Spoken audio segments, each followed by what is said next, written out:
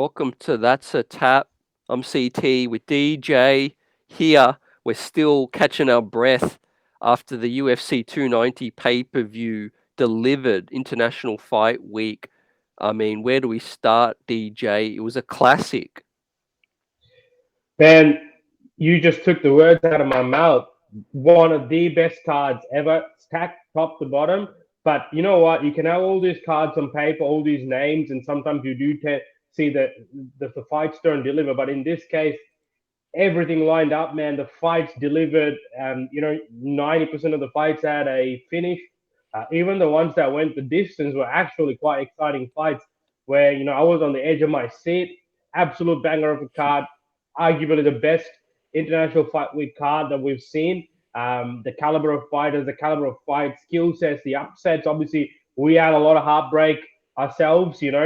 And we'll talk about it little bit later. But man, overall, as a card, I think it was one of the best cards ever. I was entertained Mm. from top to bottom, and for me personally, like it was just another statement as to why the UFC is the best organization for mixed martial Yeah. arts, the premium organization. So man, it was great. Hey, if I had a mate who wanted to get into the UFC, who wanted to get into MMA, and wanted to follow the sport, that's a card I'll show him, man, or him or her. I'll just Yep. go, hey, here you go, watch this, and you tell me that you're not going to be a Yep. fan. So yeah, man, absolute banger of a card. Most definitely. 100%. And shout out to every fighter that was on this card. Some were maybe deserving of a bonus that didn't receive a bonus, but you can't blame. Obviously, the UFC could have paid everyone. But what was the fight, that stood out to you the most? Man, If or what stood out to you from the entire card? If you had to pick something. man, I'm gonna keep all the knockouts away because there were some crazy knockouts in there, right? We had like Mm.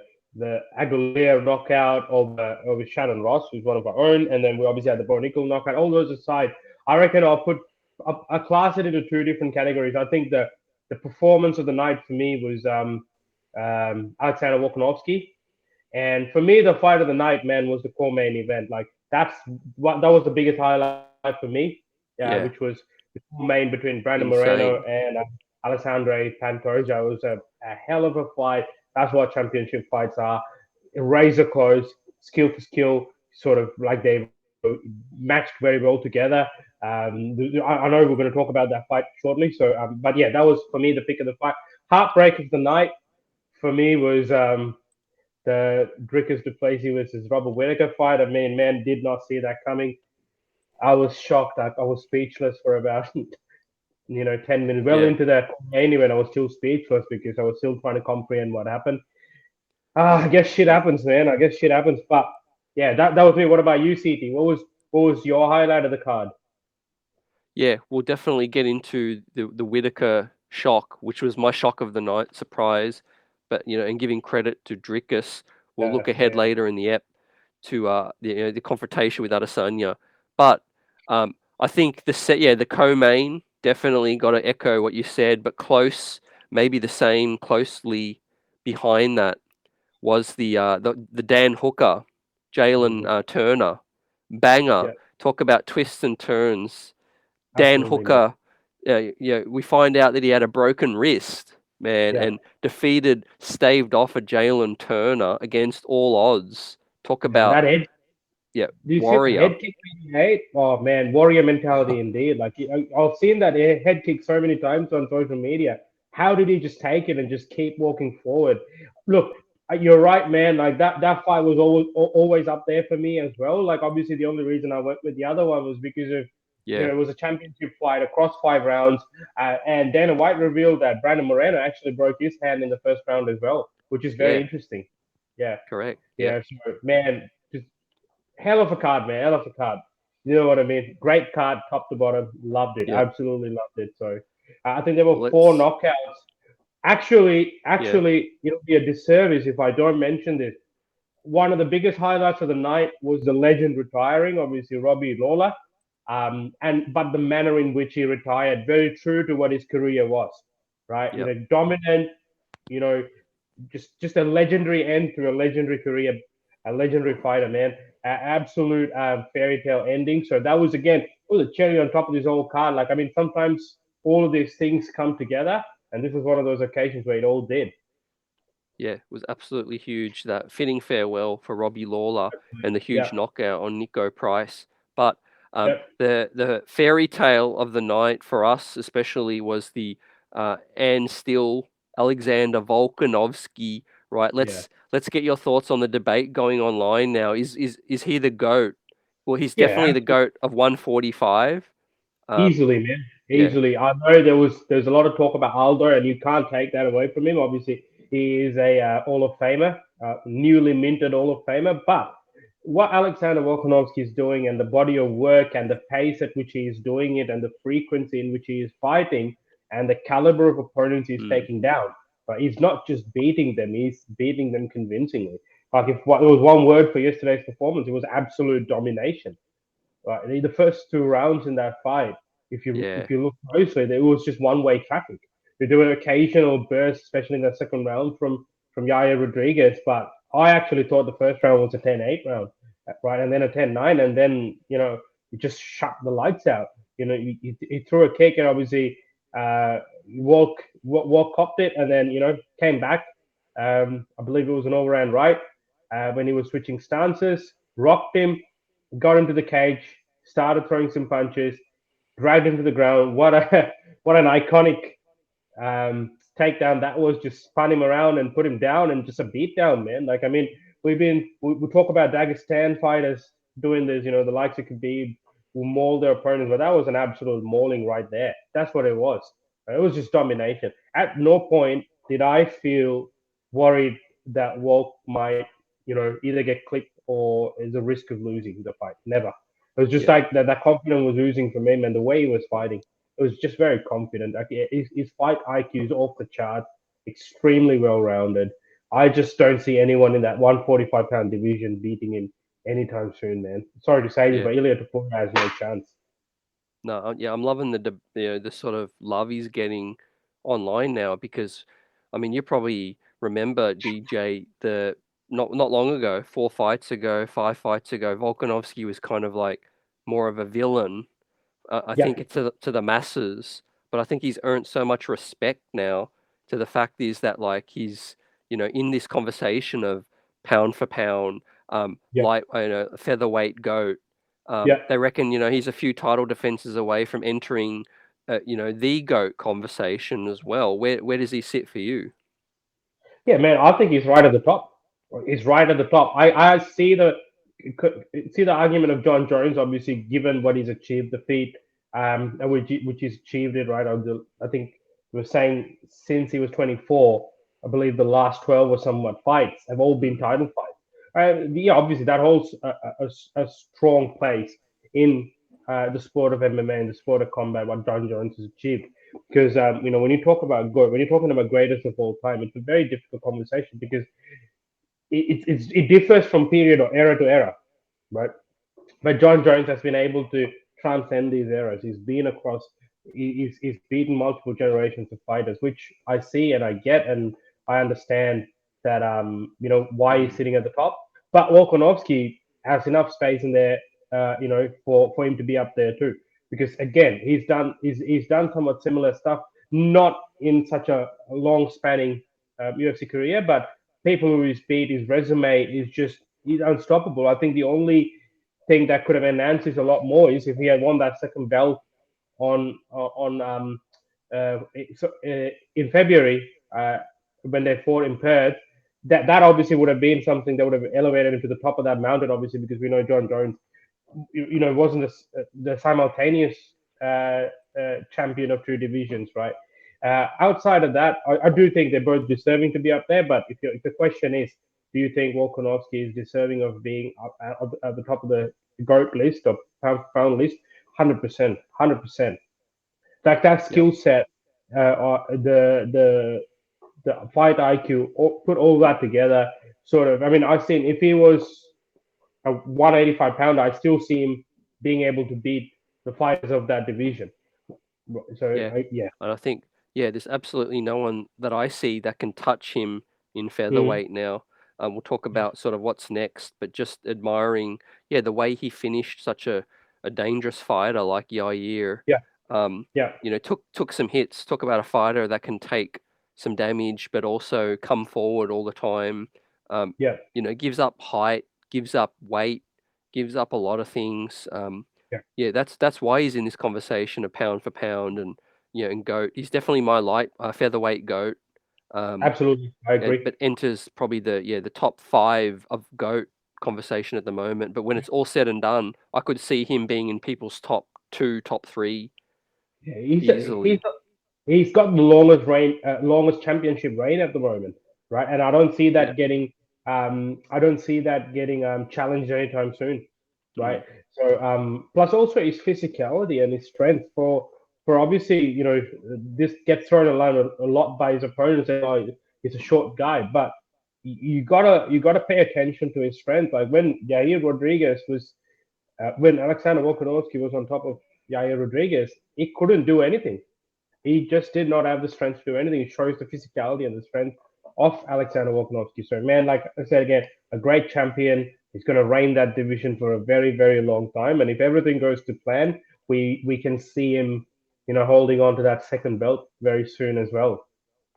Yep.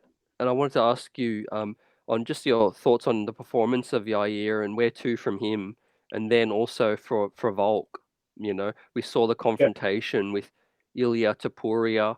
He yeah. also revealed he has to have a little surgery. Yeah, which was very surprising because he technically went through this camp with some niggle in his hand, and he completed the fight. He didn't pull out nothing, so he's going to get a surgery, but he believes he'll be ready in time for October, right? Which we all hope for. Okay, what's next for Yair Rodriguez? He's still a great fighter, man. He still beats a lot of people in that division. His style is unique, but it all depends on who's standing in front of you. Yeah, You just throw back to the time when you're an opponent fighting Khabib. Like you may be great. You see all these people who got nullified by Khabib. They are all had great fights leading up to that fight. But then when you yeah, have someone like that, someone dominant in front of you, your game plan kind of takes a hit. You're like a deer caught in headlights, and that's yeah, sort of what we saw with Jair Rodriguez yesterday. He sort of was reluctant. We've seen him throw vigorously, forward pressure, and all of that. We saw none of that yesterday. And not much, only blitzes and glimpses of it. I think he'll go back. He's young as well, right? He'll go back. He's definitely going to be in the mix still, right? Another exciting fight could be him versus Holloway too, because yes, he did lose that fight to Holloway, but there were some great moments for him there. Um, was Arnold Allen there? He'll obviously remain in that featherweight division. We never got to see the Brian Ortega versus Yair Rodriguez fight fully because Ortega had suffered an injury. So yeah, look, there's a few options for him. As for Volk, my personal favorite would be him going up to challenge that 155-pound belt again in October.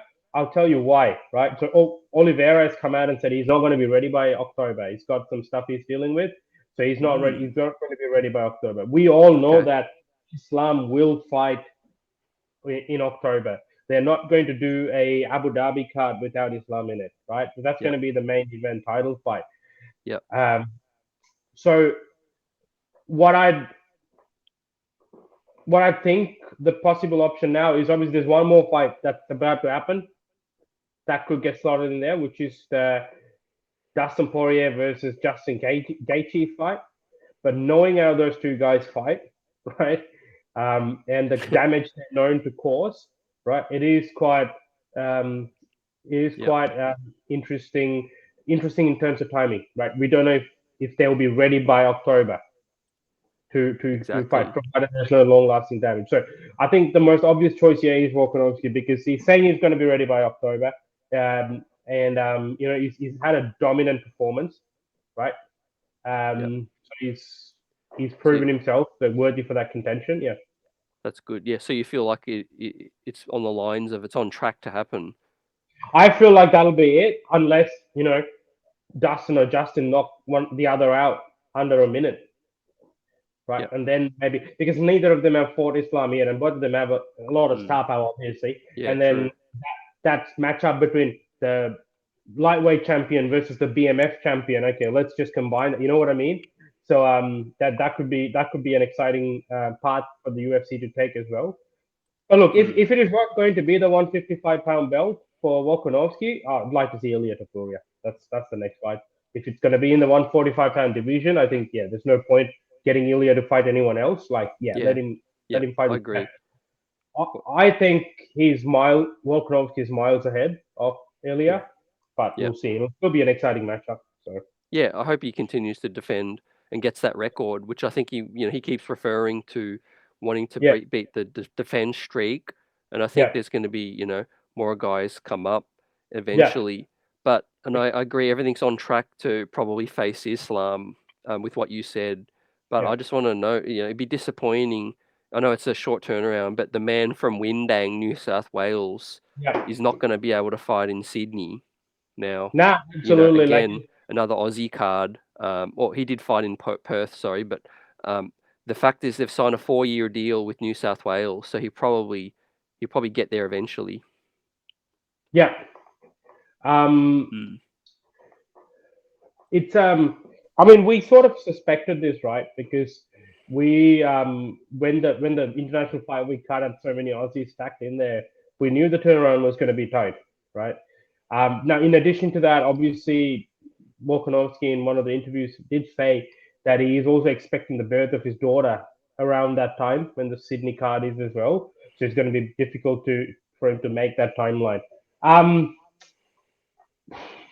it is unfortunate, but I don't think Whittaker is going to be ready either. We'll talk about Whittaker in a little bit, but it's Yeah, Bam Bam's on there at least. yeah, Bam Bam will definitely be on it. Crute might be on it if he wants to make a quick turnaround. It was a quick fight, right? So he might Yep, JDM Jack Della Maddalena will be there. He didn't get to fight in the July card. It only makes sense now to keep him till the Aussie card. So yeah, yep. And I got to ask you, shifting focus to the co-main, it was the fight of the night for you, Brandon Moreno, Pantoja, a new champion. What man. are your sort of takeaways from this? I loved everything about that fight. I loved the pace. I loved sort of the the championship medal, the championship heart shown by both fighters. Pantoja, there were Mm, parts in that fight where he was just entirely spent, but he still stood up. He still kept throwing. He still did what he needed to do to sort of get the win. I thought Brandon Moreno was proving to be the better fighter in there in terms of had a lot of success on the feet. Was a lot more pressure. Did take a lot of damage, but he does take damage when he fights. That's his fighting style. But he also dishes out the same amount of damage as well, which we saw. Pantoja was bloodied and bruised as well. Now, um, I did think the right person won. I did feel Pantoja won. I think I had a 3-2 for him. He was quite smart. His fight IQ was brilliant. He knew where he was struggling, and he sort of got control time through which he was able to sway the judges.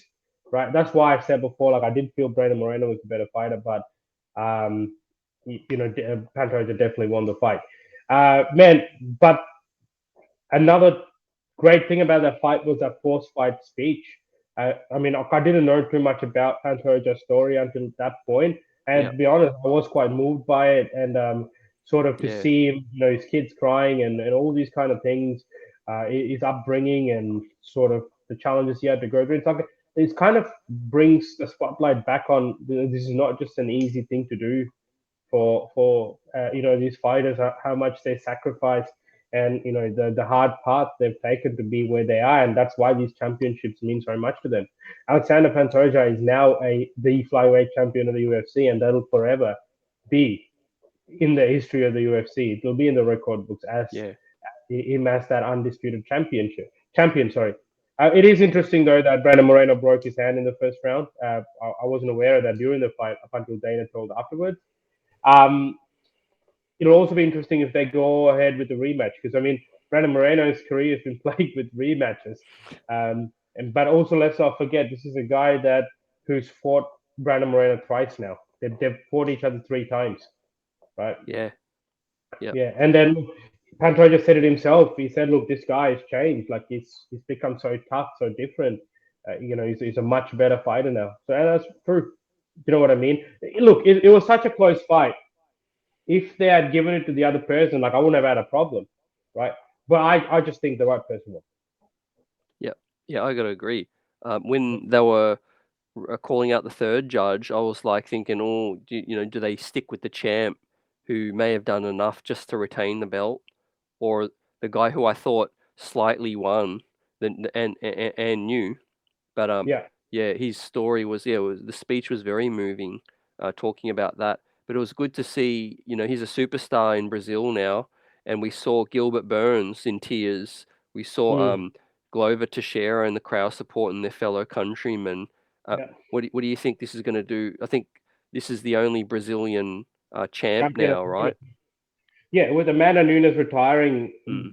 the Brazilian uh, Team Brazil did not have a champion up until now. I think it was great to see, man. It was heartwarming to see sort of Gilbert Burns, Glover Teixeira, Charles Oliveira, all on their feet, supporting them. And Gilbert Burns being in tears sort of shows how much these things mean to everyone. But yeah, look, it's brilliant, right? I mean, it is not a very deep division if you really look at it, the flyweight division. But having Yeah, that's this true. change up, yeah, and then seeing this title change hands. So since Demetrius Johnson was the champion there, and he was one of the longest reigning champions, so now the belt having changed hands so many times to Figueiredo, to Moreno, to now Pantoja, shows sort of everyone's skill level is very close, like very neck and neck. So it could be Yeah, anyone's game. It's about who's going to be the better person on that night. Seems like their skills are very comparable. Having said that, Figueiredo is now moving up to fight Dominic Cruz, I believe. So the division gets shallower still. So the opportunity for the rematch is still there because they don't have many people to fight. Kai Kara France is fighting, I believe, in Sydney. If he can make a good statement-making win, I mean, look, I know on paper he lost his last fight, but we all know that he didn't, right? And I think the UFC understood that as well. So if Kai Kara France is able to, have an exquisite performance in Sydney, I can see him challenge for the title. yep, I can agree. I think Yeah, it would make sense to give a new guy, a contender a chance, and yeah, then Pantoja one defense, then you run the Moreno thing back, and it's yeah, great for the storyline. But yeah. Moreno absolutely did enough to still win in my eyes. It was just so close, and the It was heart of close. both fighters made it the fight of the night, 100% for Yeah, sure. no one wanted Uh, to give up. back Neither and guy. forth. Back and forth, man. Like Brandon, like I already like Brandon Moreno a lot. I didn't know much about Mm, Pantoja, right? I've seen his fights, and I know he's very explosive. He's very good at what he does, but I just didn't know too much of him. But man, after that fight, I have the utmost respect for the both of them, and I'm an absolute fan. Like I'd watch Brandon Moreno whenever he fights. You tune in, right? That's just given. But even Pantoja, man, like I think what he showed and the story for me, I think that's what touched me the most was the story afterwards and that post-fight mm. press conference. I mean, sometimes I understand with the crowd booing and all that. There comes a time where you got to probably realize and like, he is a champion. He won the belt, so you got to give that man the respect. And yeah, I'm keen to know more about. Hopefully, this brings more attention on him, and I'm keen to hear his story. Come out more to the public through all these media outlets. If we're, I'm sure we'll get to see more into what he had Mm. to go through to be where he is today. Yeah, I feel like we will. But getting on to the third of the night, this is where it gets a little somber, but the story, the intrigue leading in to Sydney with Adesanya now awaiting Dricus du Plessis Yeah. after an emphatic win, got basically the stoppage with a jab. I mean, as the sort of the bout started, DJ, I noticed how much bigger Dricus was. Like, tell me, how does a guy like that cut weight? I mean, he makes weight. Like you can't really say anything, right? Just like Alex Ferreira. Like they make the weight limit on the day of the weight Yeah, cut. it's They crazy. weigh in. So that's that. I guess there's no point, keep talking about it. It was heartbreaking to be honest. Like I mean, sometimes it's tough when you're such a big fan of someone and seeing them lose, especially having not seen them lose in a very long time, and in the manner in which you lost.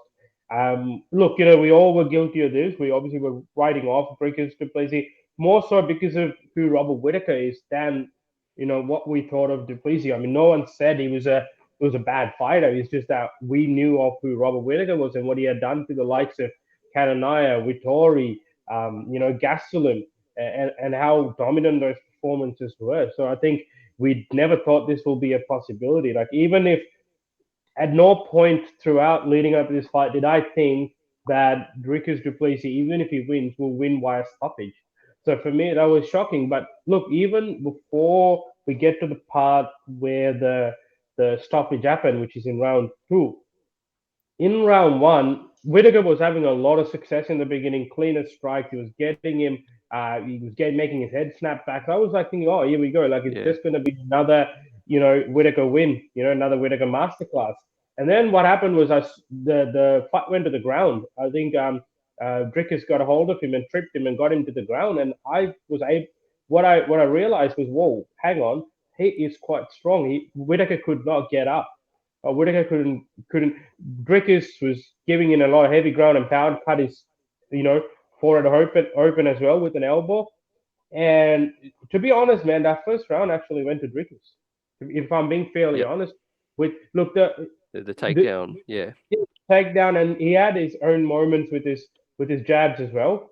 And then obviously in that second round, like Whittaker himself says this all the time. It's a fight. You can get caught, like what happened with Adesanya in the first fight. But yeah, that dropped him, and I guess that just sort of rocked his balance, and then he was trying to find his footing, but Drickus sensed blood in the water and just kept chasing him, cornered him. It was a really nice body shot. If you pay attention, there's a really nice body shot just under the floating rib. That kind of was what I feel made him drop to the ground, and then it was just ground and pound. He just finished it all with strikes, DKO. It was very heartbreaking to see. Man, I hope Whittaker's okay. We haven't heard from him since that. He's probably devastated as well. Obviously, we know how intent he is on wanting to claim back that title. And this is not the end of it. He's always going to be in that mix. He's just probably going to have to fight a little bit more people now, purely because of the history. If Adesanya remains Yep. champion, given that he's already had two shots and now lost to Drickus, he's probably going to Yeah. have to fight some up and comers, right? Man, it's just, I don't know what it is. Like I also felt, yeah, like the size difference was very obvious. I saw that. I also felt like, bar that first couple of minutes, Whittaker wasn't sort of in his game. Maybe I'm wrong, right? I just felt like it was different. Like usually you see Whittaker quite confident, sort of in his in and out movement. He comes in, lands, and he's out of the way, right? He was doing that at the early part of the fight, and then he kind of started stopping. So, look, hope everything's okay with him, and we want to see him come back. I don't think he's going to make that Sydney return on time, obviously because he had that cut as well.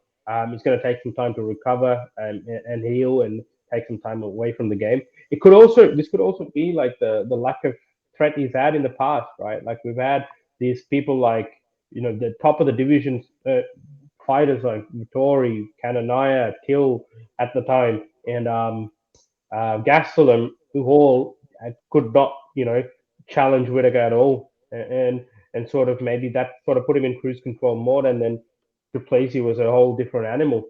But one thing though, right? Like whatever said and done, like we'll always be Whittaker fans, regardless of win, lose, or draw. And there's always going to be that. When Whittaker fights, we're there. We'll hold that flag and we'll always cheer for him. But you cannot take away from Dricus du Plessis' win. He had a Yeah. great performance. He stopped one of the best middleweights on planet Earth, right? Yeah. And he needed a statement making victory, and he got that. And then obviously after that, before we get to the aftermath of the fight, was there anything that surprised you with that fight, CT? His power, I would say. Mm. Just like I said, when it first began, I was like, oh, look, Whittaker is sort of a more nimble, smaller middleweight. Yeah, He's obviously got the power, but yeah, I felt like he didn't utilize his speed. I felt, again, I'm no expert. And of course, he'll always watch the tape, and I'm sure he'll come back a better fighter. yeah, But from just my vantage point, DJ, was that I think if it was ever to be a rematch, I think Whittaker's only chance to counter Dricus's power is to just stay on the outside, like continue to jab, pick up points, and try to win by decision. I don't yeah, see Whittaker knocking out Dricus with his technique, his awkward technique, his power. yeah. Yeah, no, absolutely, man. Like, and like I said again, like, you're right. It's he is a bigger guy. Rickus is big, Yeah, and look, he's got a really unique style of fighting, but it works for him, right? It may not look clean at all times, but it's worked for him so far. He's undefeated in the UFC, and you can't now say anything. You can't say he fought yeah, he's on a once and he's roll. about to, yeah, or you can't say he fought Till, who wasn't all there in terms of his skills towards that part of his career. But right now, fought and beat the best middleweight, or one of the best middleweights out of the two Mm. that we have, right, in the UFC. So, man, and then obviously we had the champ step into the cage. He's been wanting this fight. Like, this is, I think I messaged you and I said this. Like, the only good thing about this is obviously we're both massive Whittaker and Adesanya fans. So if that fight had transpired, we would have been in a bit of a rut in Sydney. But now it makes it a little bit easier in terms of you know watching that main event and sort of who we cheer for um, as a fighter from this region, obviously. But it does bring in that main event or the championship fight now. There's a lot of drama that's been happening. There's a lot of back and forth. There's a lot of questions about heritage and who's from where. And obviously, clearly, Adesanya is quite fired up. He didn't take too kindly to those comments. Um, I don't think when Drickus said all those things, I don't think it has been blown out of proportion a bit, but I don't think he expected it to go this big.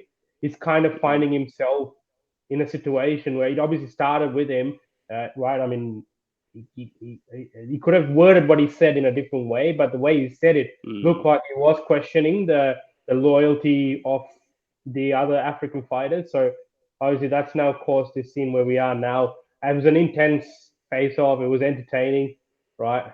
Mm. Um, Yeah, I enjoyed. I know there's a bit of chatter about with among a few people, but hey, I was entertained. That's what it is. It was entertainment. It builds the fight, right? I'm now excited to see, okay, how does this go? Because Brickus is Asani is a taller guy, as you can see, but Brickus is big too. Like, you can't, right, sort of. But then again, Adesanya's striking and range management is far superior, right? So I'm excited to see that fight. I'm yeah. extremely excited for that fight. I think Drickus is ready. I think anyone who's doubting him, sure, he could lose. Adesanya, Mm. as we know, is a star, but Yeah, you actually texted me right before the Whittaker fight to tell me how relaxed you thought, Drickus looked, and I've yeah, noticed, I've listened to other media outlets say how happy he looked walking in, and he was yeah, smiling, and he didn't look like a guy nervous at all. And I don't think a Whittaker, an Adesanya bout is going to be, he's not going to be overawed either. So I think, yeah, he's earned this shot. Let's see. I also hope that Whittaker can, let's say he fights a Strickland or someone else, and he can bounce back, because I really yeah. want to see a Whittaker Adesanya Me too. trilogy. But Me I too. think we will. I think if he stays with it, he's young enough. But right Yeah, now, it's, yeah, Drickus.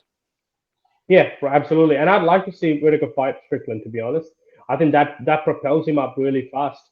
If he is able to beat Strickland, then that gives him a good chance to come up again, into back into that fray of title contenders. So yeah, Yeah, yeah. He would just kept.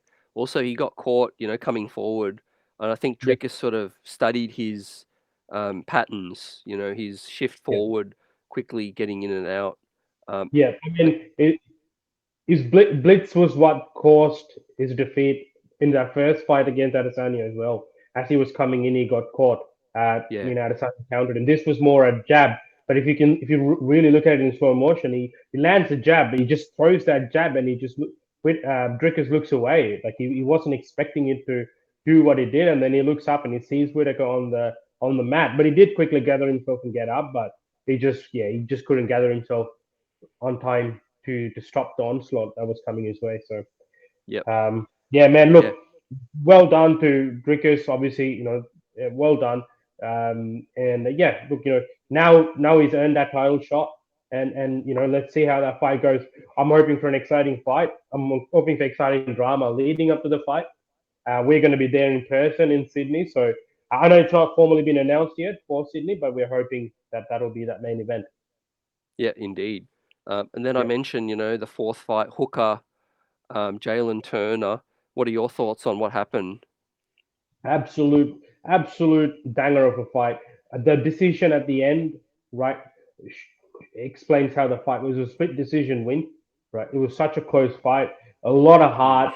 Both guys took a lot of damage. Both guys went through a lot of adversity, and they ended up putting. I do think I thought Hooker won, right? But it was good. It's good for Hooker as well to be able to get a hard fought win, get that decision. It just wonders to his confidence. And like I said, if you're able to beat someone like Jalen Turner, you find yourself back in that top 10. And like I said, in a division that's got skilled fighters top to bottom, you only need a couple of wins before you're back in the conversation. So I think, yeah, this win's going to do a world of wonders for Hooker. But absolutely enjoyed the fight, man. It was great. It was entertaining. The whole main card was entertaining. Yep, absolutely. And I think Hooker, he's going to obviously have surgery, but I think that's 2 wins in a row now. So talk about a guy who's, after suffering, I think 2 or 3 losses, has, Hmm. put himself in a position where he might, get close to, contending or at least get a chance. He might want to fight the loser now of Gaethje Chandler, or, he's at least elevating himself. So what do you think's next for Hooker? I mean, I think he'll probably try. He'll probably get another fight now. Someone will rank within the top 10. Hopefully, it's not Mm, someone who's like a. He's not a young and up and coming killer. He's done that twice now. So maybe yeah, I like the. I actually like the. I know he's fought and lost to Chandler, but I wouldn't mind seeing that again, depending on what's happening with Chandler, because the McGregor fight's still up yeah. in the air. Nothing's confirmed. Poirier, Gaethje, the loser of that, yeah, I'll watch that because I mean he hasn't fought Gaethje yet, but Poirier, like they're at a war, man. Like I wouldn't mind watching Yeah. that again. Or like even a Benil, right? Could you get a Benil? Or is Dos Anjos fighting in lightweight? I don't think. I think his next bout is in welterweight. So or Dos Anjos would have been a good one. Fiziev, I know we spoke about not wanting to expose him to any more of these up and coming killers, but Fiziev is another option as well. Um, you know, he's got a good name in there. He's got a good skill set. Last fought Gaethje, so yeah, Yep. No, definitely. I think he's a treasure that we should appreciate still. yeah, We know during COVID he sort of became a star, or the height of his career. City yeah, Kickboxing comes from a place where they produced very, very tough, hard fighters. yeah, But I think he's still going to be around. He's 34, so the time's ticking to mount that sort of championship case. But yeah, a big win, and it's going to set him up. Um, yeah. Also, yeah, what else did you see from the opening main card fight? Man, the Bo Nickel fight. I mean, I know he was 40. I know he fought someone who's just come into the UFC, or they brought him in just for this fight because his opponent dropped out. Still, man, to be able to do that in that stage, he's just 4-0 to go and like put his lights out. Bo Nickel's known for his wrestling background. For him to go and spark this guy out, under a minute and just walk away unscathed. He didn't even break a sweat, I reckon. So it was pretty good, man. Pretty good to see. I'm now wanting to see Bo Nickel take on more established opponents. I want to see bigger names. I think he's ready. I think he's capable. He's handling the stardom very well. He's got a lot of fans. He's got a huge pop in the press conference and the fights. So I think, yeah, man, like I'm looking forward to him, going up in skill set now, challenging some of the top guys. I wouldn't say top 5 yet, but yeah, someone in the top 15, top 10, even, or in the border of top 10. Yeah, Yeah, I'm glad you said that specifically, because a question I had for you is Dana. When asked, what's next for Bo Nickel, basically stopped short of offering anyone ranked. He's like, no, we're not. I'm not at that point now. It's not a wise decision to give him someone ranked. And I'm like, DJ, what's the difference between this and like a Hamzat, who they elevated real quick, or a yeah, Pereira? Like Bo Nickel, yeah. to me, it's basically obvious he should be fighting someone ranked. So are they trying to protect him? I don't know. I think, look, he does get the attention of a lot of the American fans. And I think they do. Look, it is in the UFC's best interest to, sort of protect that stardom, the star power. that he possesses and make sure that he keeps winning. But having Yeah, said that, it's sort of like you can only do it up to a certain point, right? And then you got to start like when you have someone who's blitzing through opponents, you just got to start, giving some known opponents, right? They don't have yeah, to be in the top five or not even the top 10, but someone in the top 15, I reckon. Someone who's known to the public because a win over a known name boosts Bornickel up a lot more than sort of the risk of him losing. I don't think they should let that hold them back in terms of offering a, a higher ranked matchup. So hopefully they do that. Look, let's see. You never know. So, but yeah, man, I like Bornickel, man. Like, say what you may, like he's been entertaining, but his fights have been great. So yeah, I yep, like him, man. yeah. I'll tune in. Yeah, say what you want also about that, but Jack Della Maddalena, it's important to note, was supposed to be on this card. He's another Hmm. dude who I feel like they're not giving, I don't know why, but they still can't seem to find a guy who wants to fight him who's ranked. Hmm. And now he's going Yeah. to stay in Vegas for one more week, hoping to latch on to this weekend's card. But Oh, if it really? does, yeah, if it does, it's just going to be another slap together easy win for Jack. Yeah, I mean, Sean Brady was a good name. Sean Brady was a good Mm, opponent. That would have been that opponent that that showcases to the world that he breaks it open and he comes into contention, I guess, yeah. in the upper end of that division. But not to be because Brady obviously had to nurse his injuries. But look, they can still find someone up there. I'm sure. Like I like that Holland call out, to be honest. Kevin Holland one. I actually really like that. I mean, it'll be an entertaining fight, right? Um, Yeah. but yeah, I thought they'll probably save Jack for the Sydney card. Interesting. Yeah, it's not a given yet, and it's probably Yeah, looking more unlikely. But they've all yeah, agreed to keep Jack in Vegas for one more week, just to see if they can give him someone this weekend. Because he on his own words, he's like, I flew all this way. I just find me someone. Um, yeah, I want to scrap. But yeah, Jack loves a good scrap. yeah. Now moving into the prelims, full of emotion. You probably seen a lot more of Robbie Lawler than Oh I have. man, So why don't you share some of your thoughts and then appreciation of Robbie Lawler's moments? man, he's one of those legends of the game who paved the way for what UFC is today. Sort of putting on exciting fights, putting on entertaining fights, being a dominant welterweight champ, fighting across multiple organizations. Serving in the UFC for a very long time. Gathering accolades on the way, being a beloved fighter. He's done it all, man. He's done it all, and that the way in which the fight ended, that's storybook, that's fairy tale, to be honest.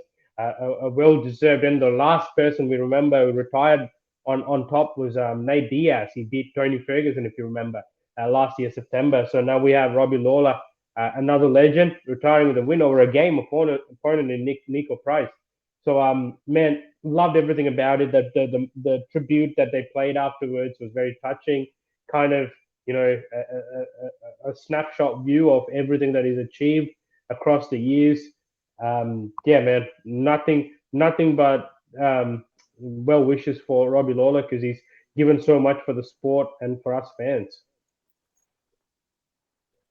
Yeah, it was such a fitting way to go out to KO, walk off KO, which is something I haven't really seen very often, and we've definitely wanted some fighters to go out on a better note. But yeah, it was just really pleasing to see and a great start to the night.